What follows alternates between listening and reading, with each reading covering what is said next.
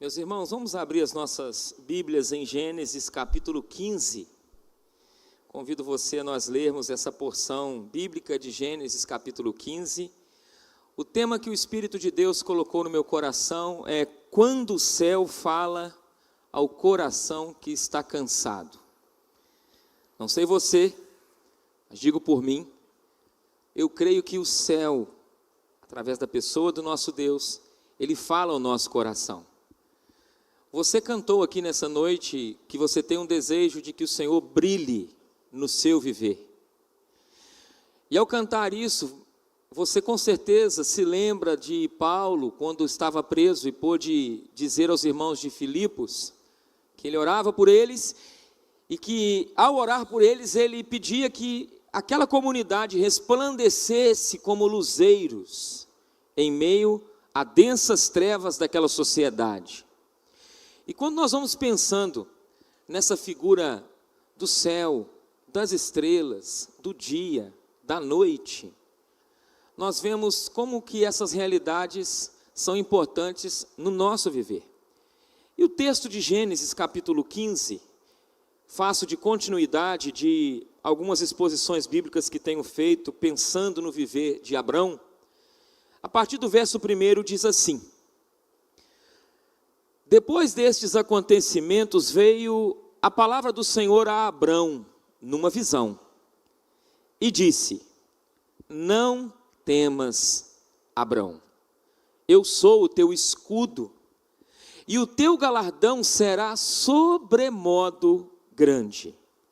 Abrão respondeu: Senhor Deus, que me haverás de dar? Eu continuo sem filhos, e o herdeiro da minha casa é o Damasceno Eliezer.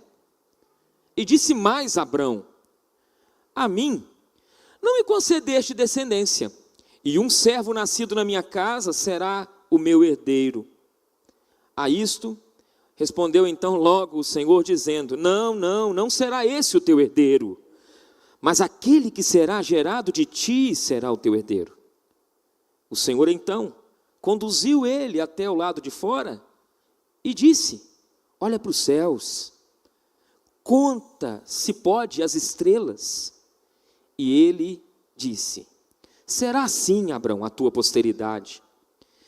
É dito que Abrão creu no Senhor, e isso lhe foi imputado para a justiça.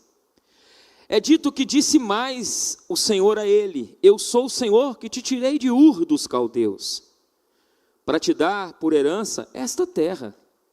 Abrão perguntou-lhe: Senhor Deus, como que eu hei de possuí-la? Respondeu-lhe: toma-me uma novilha, um cordeiro, uma cabra, cada qual de 3 anos, uma rola e um pombinho. Ele pegou todos esses animais, ele partiu-os pelo meio, ele pôs em ordem as metades, umas defronte das outras. As aves ele não partiu. Aves de rapina desciam sobre aqueles cadáveres, e Abraão vigiava, enxotando. Chegou o pôr do sol, um profundo sono caiu sobre Abrão.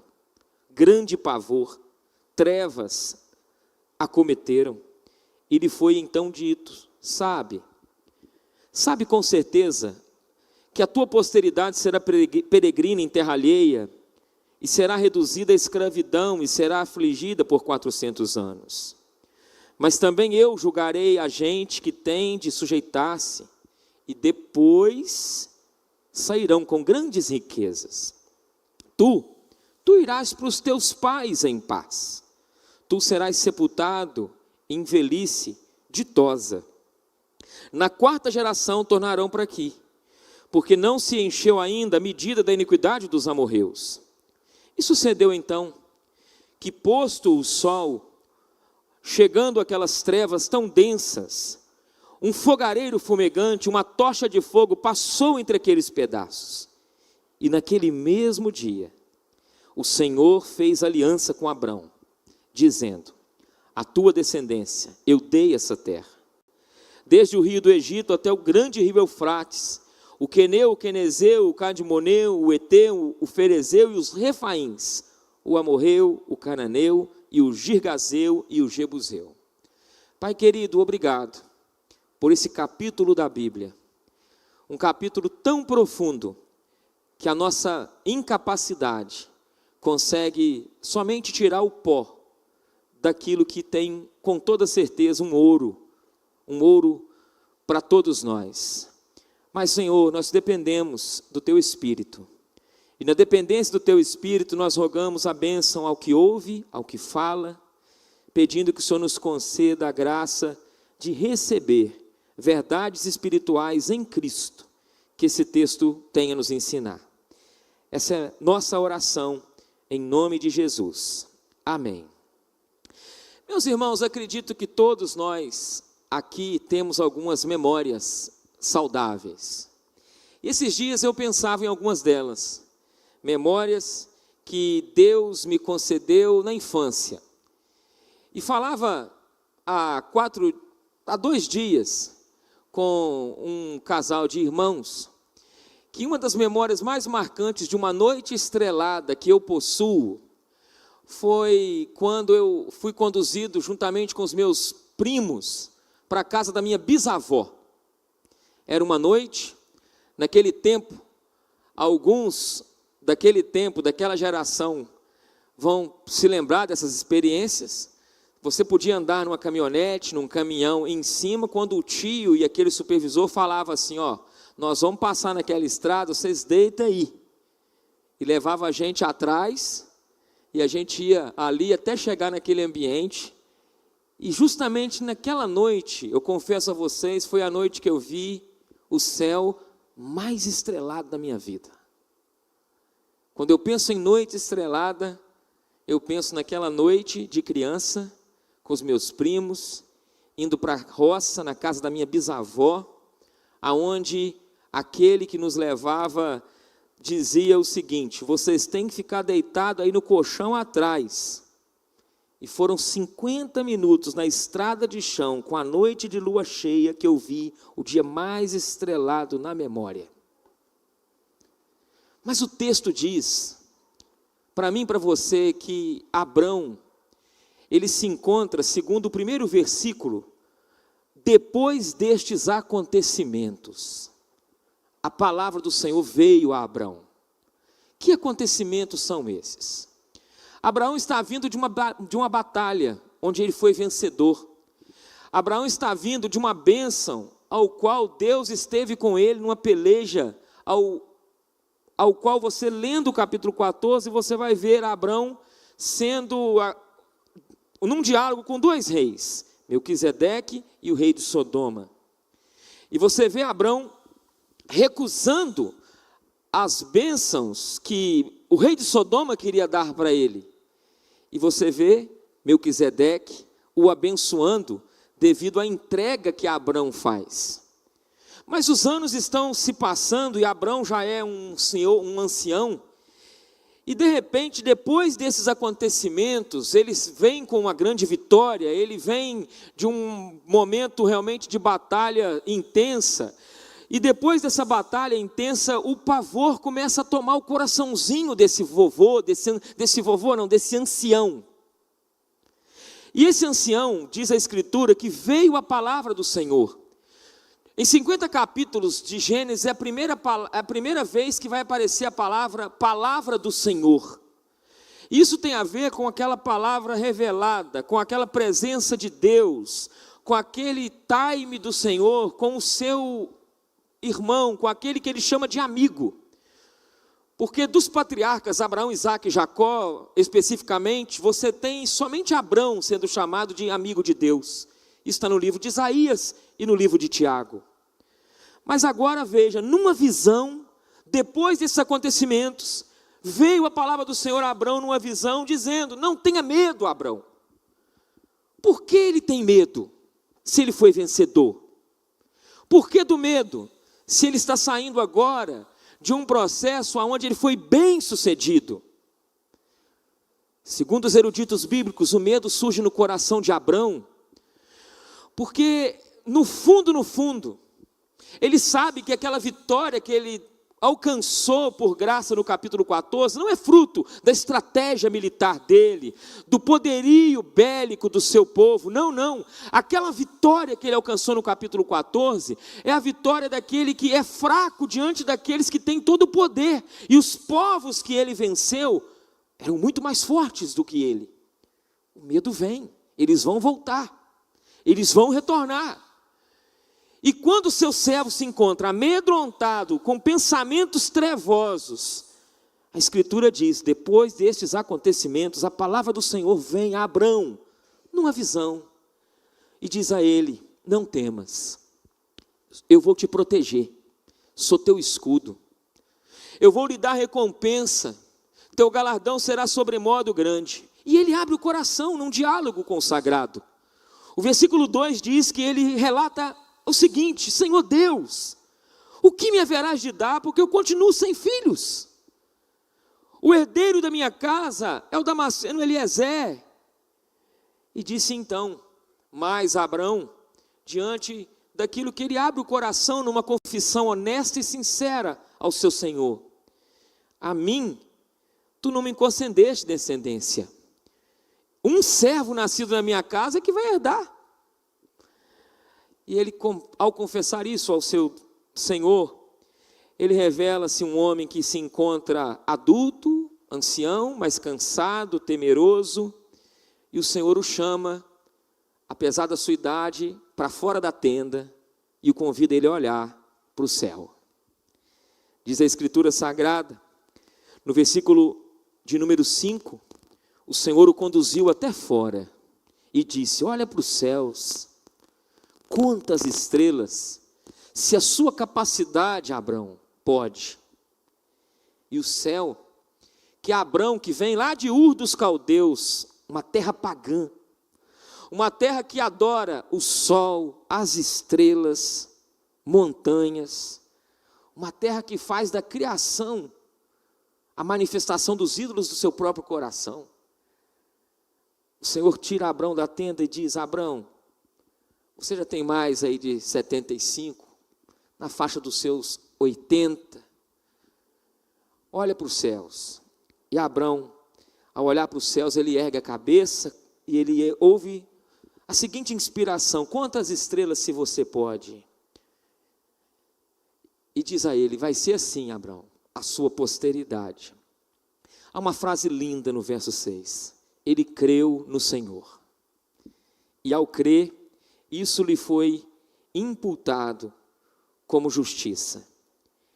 Quem de nós nunca ficou, quando criança, observando o céu estrelado? E vendo no céu estrelado o mistério encantador? Quem de nós não observou estrelas em determinado momento da sua vida e não sussurrou algumas histórias que lá no fundo levou até a questionar, existe algo maior, existe mais. Mas Abraão não é como um menino do passado olhando para o céu, é um homem que tem medo, e no seu medo de ser derrotado, ele está num processo de maturidade, porque a fé madura do pai da fé, ele não nasce pai da fé. Para ser alguém que vai se tornar um pai, ele tem que ser transformado de menino em homem. Você nasce, mas você no crescimento vai caminhar para ser maduro. E Deus faz isso conosco. Um alerta. Deus é especialista em fazer meninas em mulheres, meninos em homens. Como? Como ele pega a uva, esmagando essa uva, fazendo um vinho. Da azeitona, desse azeite, vai extrair esse azeite. Agora é espremendo o menino que vai nascer um homem. Nós ouvimos muito nesses dias sobre família. E uma das coisas lindas no ambiente familiar é que Deus continua nos espremendo diante das crises para conduzir a gente a uma família madura. Uma família que seja mais e mais parecida com Cristo. Mas isso não é fácil. Não é. Não é fácil. Deus é paciente. Ele sabe amassar o barro para fazer vaso novo que glorifica Ele. Ele sabe que não pode nos dar tudo de mão beijada. E em meio a essa filiação e a comunidade da fé, no trabalhar de Deus, eu tiro 3 verdades quando o céu grita no nosso coração. A primeira delas, quando o medo gritar dentro de você, volte-se para o eterno e lembre-se daquilo que está no versículo 1. Não temas, Abrão, eu sou teu escudo. O objetivo de Deus aqui é confortar Abrão. E creio eu desse púlpito também que Deus deseja confortar você nessa noite. Você que entrou aqui, que tem os seus medos, os seus pavores, mas que precisa trazer à sua memória essa expressão: não temas, não temas. Não temas se o diagnóstico médico, ele tem te conduzido a pavores e noites mal dormidas. Procure trazer à sua memória esse não temas do Deus eterno, Abrão, e traga isso num ato de fé, conforme o verso 6, crendo no Senhor, e isso sendo imputado para a justiça, que aponta para a pessoa de Cristo. E aí você vê que tem uma ordem: não temas. Mas na revelação da palavra, no verso 1, há uma expressão: eu sou teu escudo. Abrão, embora você não tenha muros de pedra para te proteger, eu vou lhe proteger como uma muralha, que jamais os povos vão conseguir te derrubar. Eu estarei contigo, te protegendo dos perigos de Canaã, e lhe dou uma promessa: vou te dar uma recompensa, que lá no capítulo 12, estava relacionada a algumas promessas, quando ele sai de Ur dos Caldeus, e ele fala da maneira muito clara a Abrão, uma promessa que não vai vir de maneira exterior ou externa, mas vai ser gerado dentro de você, dentro de ti. E Abrão compreendeu que aquele medo, que é compreensível para nós leitores hoje, e lembrando que Gênesis foi escrito por Moisés para o povo que foi liberto do Egito e está no deserto. E aí você vê que Moisés coloca essa realidade, mostrando que o medo é compreensível, mas é um medo superado quando a presença de Deus chega ao coração de Abrão e a sua voz é manifesta. E a grande lição que eu aprendo aqui é que, para enfrentar os medos da alma, os monstros da nossa vida interior, o que mais nós necessitamos é de convicção da presença de Deus conosco. Que você possa voltar nessa noite para casa com essa convicção. Em oração nós falamos aqui com o Eterno, que a nossa semana tem batalhas, tem desafios. E eu olho para o olho de cada irmão e irmã nessa noite e sei que as batalhas são diversificadas, como as roupas aqui tão coloridas. Há batalhas que você vai enfrentar que eu não enfrento, mas há batalhas que eu enfrento que você não enfrenta. E Deus, na sua multiforme sabedoria, nos une, para que a gente possa ser instrumento de encorajamento na vida um do outro, e lembrar que em momentos de incerteza nós precisamos da presença de Deus com a sua voz. Então, a primeira coisa, quando o medo gritar, se volte para a voz do Eterno. A segunda realidade, traga suas dúvidas para Deus, não esconda dele. Às vezes você tem dúvidas, quem não as tem? Aquele menino, numa caminhonete, olhando para o céu, tinha muitas dúvidas. E tem algumas dúvidas. E Deus não tem problema nenhuma com as minhas dúvidas. Porque as minhas dúvidas, eu não alimento ela com incredulidade, eu alimento ela com a grandeza de Deus. E aí está o desafio. As minhas dúvidas me conduzem para entender meu limite.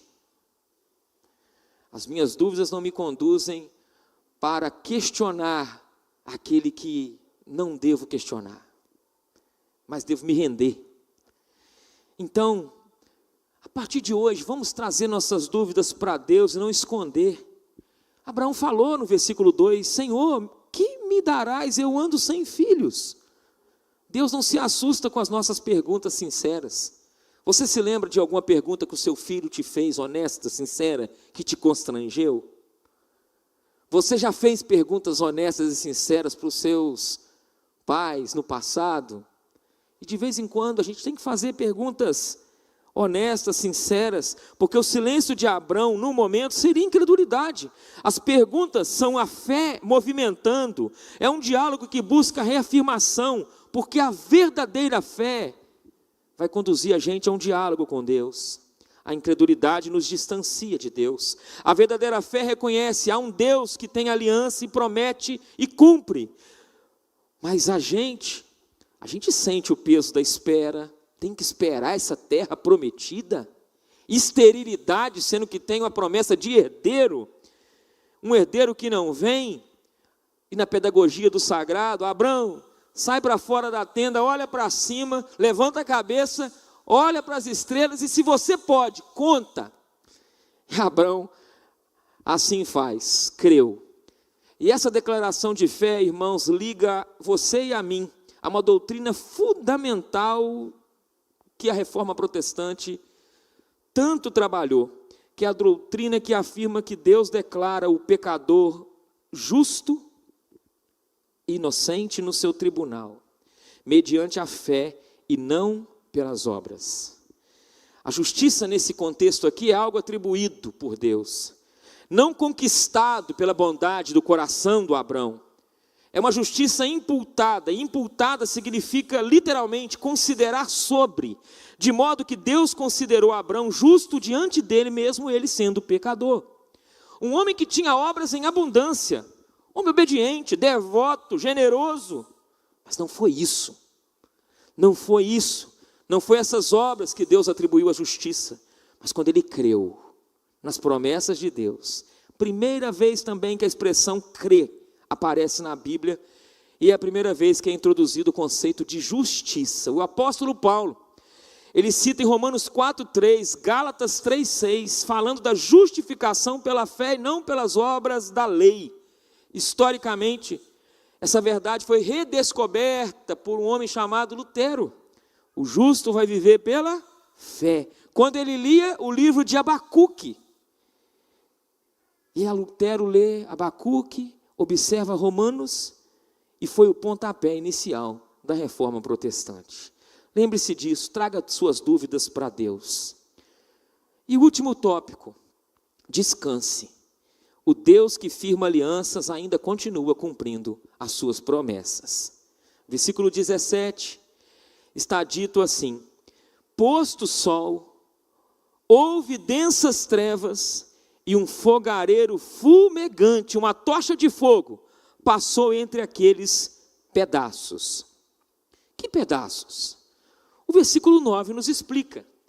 Quando Abrão creu, e isso é imputado a ele como um ato de fé, de justiça, o Senhor começa a dizer a Abrão que lá, quando ele estava em Ur dos Caldeus, o Senhor é quem o tirou. É o Senhor quem está reafirmando que ele tem a terra por herança, a terra que este povo hebreu agora estava desfrutando e já estava saindo do Egito rumo a ela.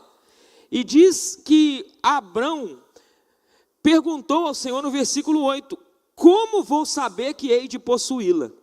E você tem um ato de adoração primitivo.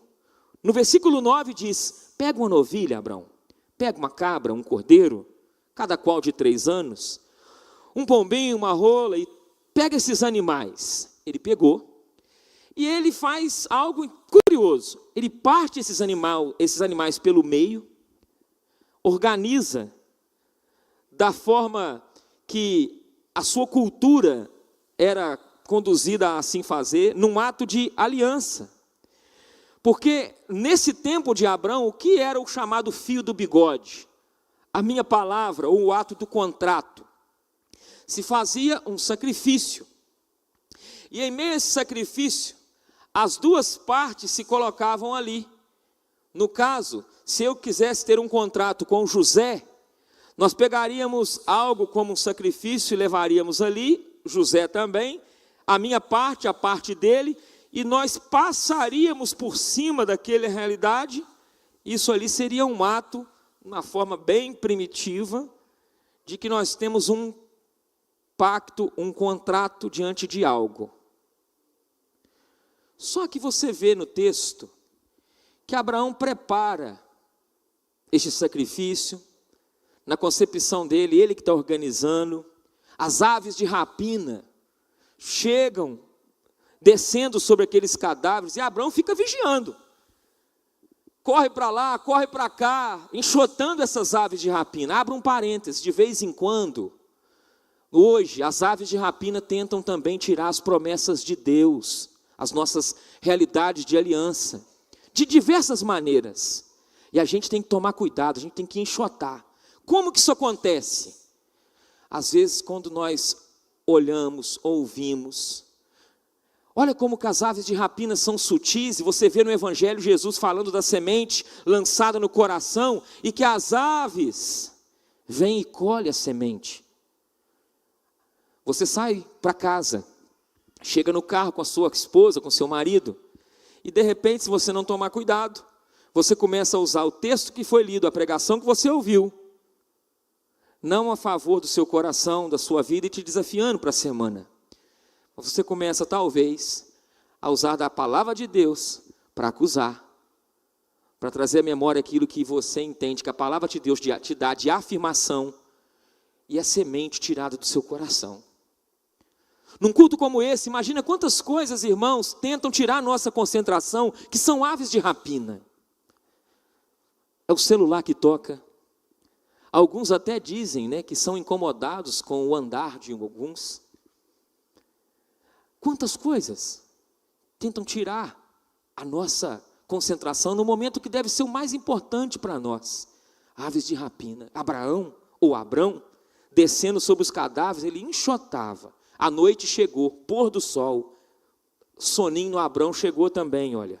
Caiu um sono sobre o Abrão, que o versículo 13 diz que as trevas o acometeram, e foi dito a ele no verso 13, olha, sabe com certeza que a sua posteridade, ela vai ser peregrina em terra alheia, e você vai ser reduzido à escravidão, a terra vai ser reduzida à escravidão, afligida por 400 anos. Mas também eu vou julgar esse povo, que é o povo egípcio. Esse povo que vocês vão ser escravos, eu vou julgar. E vocês vão sair de lá com grandes riquezas. Deus está dizendo para Abrão que as 4 gerações que vão nascer dele, lá na frente ele não tem um filho ainda. A 4ª geração ela vai ser escrava no Egito. Vai passar em meio a essa escravidão algo severo, mas o Senhor vai julgar o Egito, e além de julgar o Egito, vai também usar o Egito para abençoar a posteridade de Abrão. Vocês vão sair de lá prósperos. E a Bíblia diz, você vai falecer, você vai descansar em paz. Você vai descansar em ditosa velhice. E na 4ª geração vocês vão tornar para cá, porque o conta-gota da iniquidade dos amorreus, eu vou ter paciência. Conta-gota, mas o dia que transbordar, eu vou tratar com eles. Aconteceu que o sol se pôs, as densas trevas chegaram, e o contrato não foi o Abrão que pulou, não. Diz o texto, que através de um fogo fumegante, uma tocha de fogo entre aqueles pedaços, naquele mesmo dia, versículo 18, o Senhor fez aliança com Abrão. A parte da aliança não foi feita de Abrão com o Senhor, mas a aliança foi feita do Senhor com Abrão. Isso é encantador. Encantador porque isso aponta para Cristo, o nosso Salvador. Como? É em Cristo que nós olhamos esse texto e vemos um Deus que passa sozinho em meio aos nossos sacrifícios e em meio à nossa adoração. Não é o cantar bonito, não é o falar bonito, não é a intelectualidade, não é a sabedoria humana. Esse texto me mostra que a aliança não depende do desempenho do Abrão, mas da fidelidade de Deus, apontando para um Cristo que selou isso na nova aliança com o seu sangue. E Abrão, aquele vovozinho, olha para aquela realidade, ancião, e ele olha para aquela realidade vendo Deus passar entre os pedaços do sacrifício, e séculos depois, outro filho de Abrão, Jesus, passaria pela cruz sozinho, para selar a nova aliança com seu sangue eterno. Deus continua fiel, meus irmãos. E Ele, por continuar fiel, Ele cumpre as suas promessas, que não termina como aconteceu com Abrão em Canaã. Mas a sua promessa requer de nós a fé que Ele deu e aponta para novos céus e nova terra, na qual a cruz é como essa tocha ardente. É como a luz que ilumina a escuridão. Isso é a obra da cruz. E a obra da cruz, diz o texto, esse fogareiro fumegante, essa tocha de fogo, passando entre aqueles pedaços. E o Senhor Deus fazendo aliança com Abrão e dizendo: a tua descendência eu dei essa terra, desde o rio do Egito até o grande rio Eufrates. Mas algo mais para a gente concluir. Família de sexta, sábado e hoje, ministramos a mulheres, esposas, e concluindo hoje à noite. Quando crianças a gente olhava com leveza e esperança para o céu. Mas ao crescer, famílias têm se esquecido de olhar para o céu. Famílias estão se esquecendo de olhar para o céu e se voltando para baixo, e cada vez mais baixo. Olha para os boletos, para as responsabilidades, para as pressões, e dentro do lar, esses desafios às vezes parecem maiores do que nós. Casamento é um grande seminário, paternidade nem se fala, rotinas, expectativas, tudo isso pode apagar o brilho que antes iluminava o coração.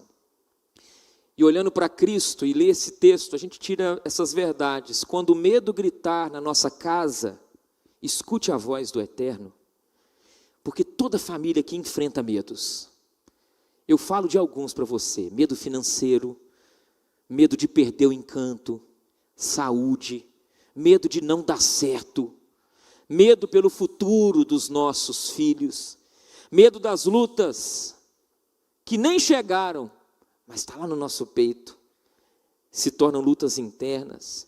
Mas Deus está nos lembrando: eu sou teu escudo, família. Eu sou teu escudo, marido. Eu sou teu escudo, esposa. Eu sou teu escudo, filho. Eu sou teu escudo, igreja. Não é o salário, não é a organização, não é o esforço, não é as suas obras, é Ele. Lembra você que famílias saudáveis não escondem dúvidas. Levam essas dúvidas a Deus e também uns aos outros. Mas isso não é fácil. Uma coisa são as minhas dúvidas, outra realidade é a dúvida das nossas filhas, dos nossos filhos, que são às vezes desafiadas a expor a dor ou têm vergonha de colocar a dor. Abrão nos mostra que ele relatou a Deus: eu continuo sem filho. E muitas das vezes em família, guardar o silêncio pode ser mágoa, pode ser incredulidade. Por isso que família saudável vai sempre se preocupar com o diálogo, primeiro com Deus, mas também um com o outro. Porque diálogo, como a gente viu Abrão, é fé em movimento. E termino. Famílias, entendam que você serve ao Deus de aliança e que sustenta alianças até hoje. Não é o seu pular no sacrifício. Não é você confiando no fio do seu bigode, na sua palavra, na sua competência, mas é compreender que há um Deus que, mesmo que você esteja dormindo sob uma noite difícil, você vai ser acordado. E é esse Deus que faz aliança conosco. Ele passa sozinho entre os pedaços, porque a cruz é a garantia de que Deus não abandona compromisso. E o compromisso do Senhor passa pela casa, pela família, pelo lar. E quando o lar estiver em crise, lembra, você vai ser sustentado. Lembre que quando você se sentir fragilizado, a aliança vai ser sustentada por alguém maior. Quando a incerteza vier ao seu redor por causa de filhos, pais ainda não convertidos, ainda não nasceram, como Isaac não nasceu, está estéril. Lembre, levante os olhos. De vez em quando a gente precisa se ver no lugar do Abrão. Sai da tenda, olha para o céu. Tem algo maior. curva a sua fronte. Deus eterno, em nome de Cristo Jesus, obrigado pela fidelidade do Senhor.